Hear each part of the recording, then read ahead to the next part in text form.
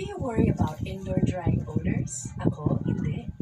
Use Downy with perfume pearls and resist indoor drying odors. Impressive and long-lasting scent. Downy. Today, I'm going to walk you through 15 steps on how to have an easy delivery. This is especially helpful if you're hoping to have an unmedicated vaginal birth. However, if you're going to have an epidural, these tips are also helpful.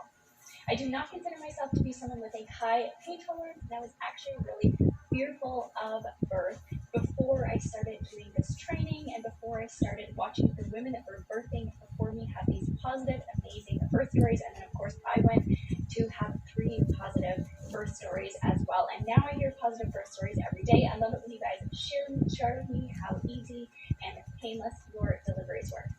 I honestly believe that you can create your own positive birth story and your easy delivery if you put the preparation in and you learn these strategies. Make sure you watch until the very end. I'm going to share a strategy that may trigger the fetal ejection reflex, which means no pushing for the mom at all, and the baby just comes right out. The first 5 steps are things that you can do during pregnancy to prepare, and the next 10 are things you're going to do during labor. Step number 1 is we want to stop sitting in slouched or reclining positions. Instead, we want to use sort of a forward leaning position. So for example, you could sit backwards over a kitchen chair, leaning forward on hands and knees. We want to spend lots of time here, or sitting on a birthing ball is going to create space in your belly for your baby to get into the optimal fetal position, which is going to have an easy delivery and create less pain.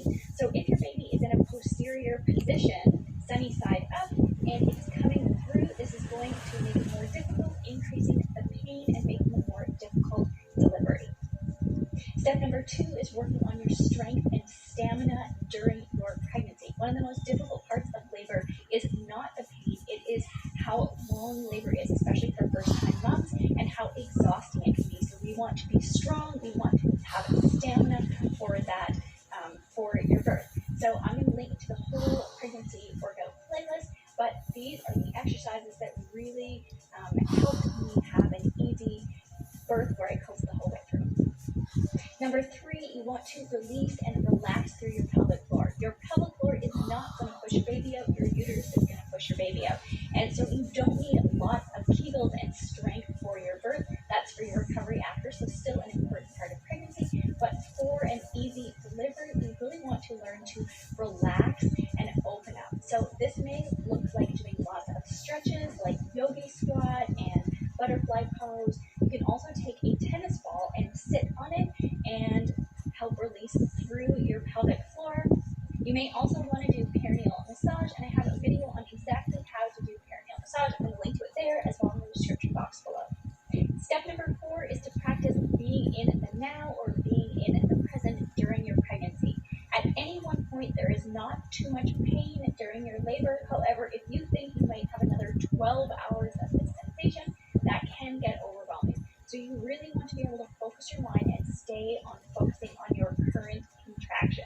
Just like anything, this can take practice. One of the things that I did was to practice breathing at the same time as visualizing something. So for example, you could practice a box breath where you inhale as you go up one side, exhale, inhale, exhale, and then you keep going around in your box. You could also take your hand and inhale as you go up one side, exhale as you go down your thumb, inhale up your finger, exhale down your finger, and so on. And this is going to keep you in the now on your current contraction, not thinking about what is coming ahead.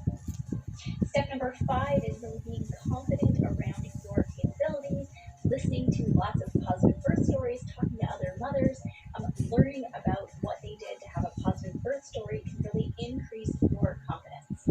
I think it's also really important to be really clear about why you want to have an unmedicated or vaginal delivery. So for me, with my first baby at 24 weeks, we found out that he had a cleft lip, cord plexocyst, and a large renal pelvis. And there were about a couple of days where I was really afraid that he might have a trisomy 18. Just that feeling of worrying about your baby not surviving, for me at that point,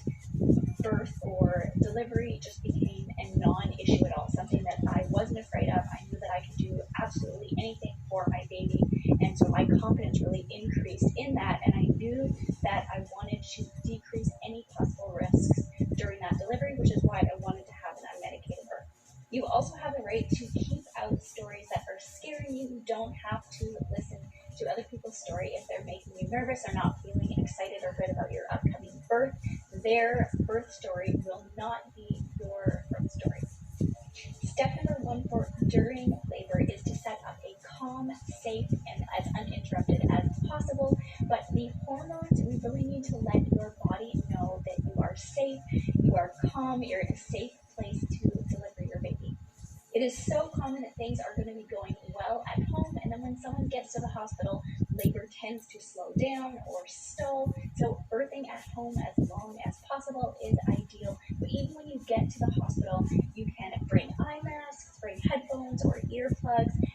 Let people know not to interrupt you. Limit any unnecessary checks or interruptions. Limit who's coming in to your birth. For example, you may want to put it in your birth preferences that you don't want students watching your birth.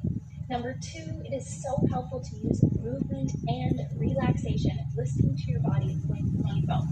So you can be doing slow dancing, you can be walking the halls, you can be sitting on the toilet, you can be dancing on the ball, you can be doing lunges to get that asymmetrical movement. But when your body is tired, laying down and resting, this is actually when I moved into transition, is my body knew that it needed to rest and it was progressing very quickly at that point.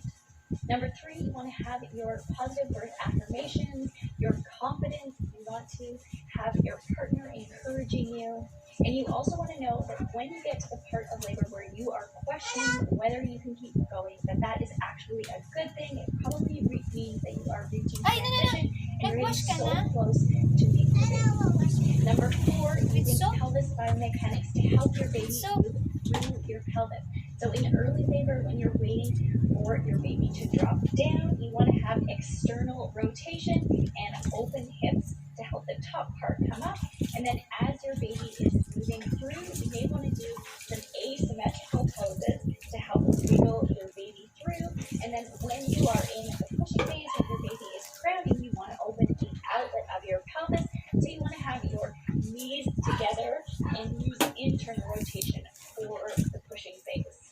Number 5 is to choose a birthing position that uses gravity as well as a position that allows you to have movement of your pelvis. So this is going to allow for a less painful birth, a shorter birth, and a birth that is less likely to have an intervention like forceps or vacuums. Hello, guys. It's really mind-blowing to me why so many women are still birthing on their backs.